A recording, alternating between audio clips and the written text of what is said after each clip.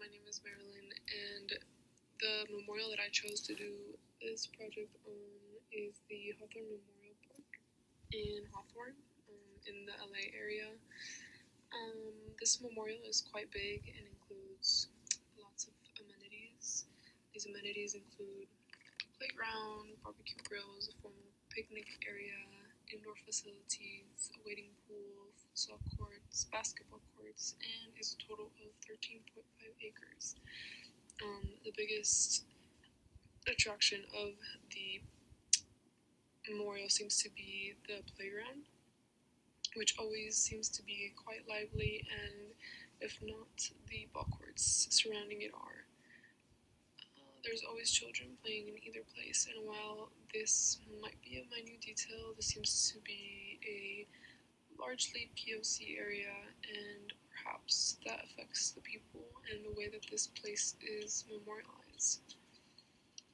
While the internet says that this memorial park is supposed to memorialize the events of 9/11, I couldn't find a plaque for that specifically or anything that indicated the 9/11 memorialization. Instead, I found a plaque actually that read, "The Freedom Tree with the vision of universal freedom for all mankind. This tree is dedicated to Lieutenant Colonel William Thompson and all prisoners of war and missing in action, 1973.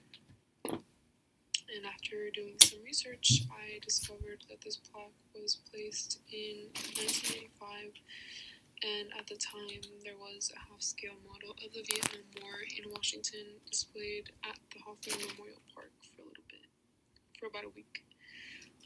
This exhibit was sponsored by the Hawthorne Veterans Council, which was a group representing the veterans of foreign war. And so the model, which was made of black panels with the names of more than 58,000 Vietnam War dead, was displayed at the park for about 24 hours a day for that week. And this group was also responsible for placing the plaque where it is today. So this park always seems to have people in it when it is open, and while it is a nice memorial, the little plaque is quite far away from the playground itself and where everyone tends to hang around or just relax. The area around the plaque is actually kind of filthy, and it doesn't look maintained at all. To the immediate right of the plaque, there is a big shed-like building that has a gate where you can look inside.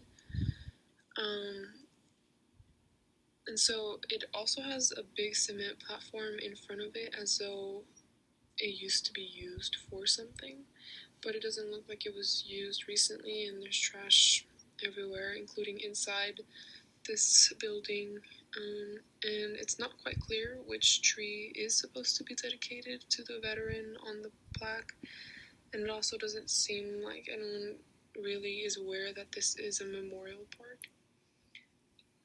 Obviously, the purpose of this memorial is to be engaging and to allow people to enjoy it. However, it seems as though the memorialization aspect was lost throughout the years.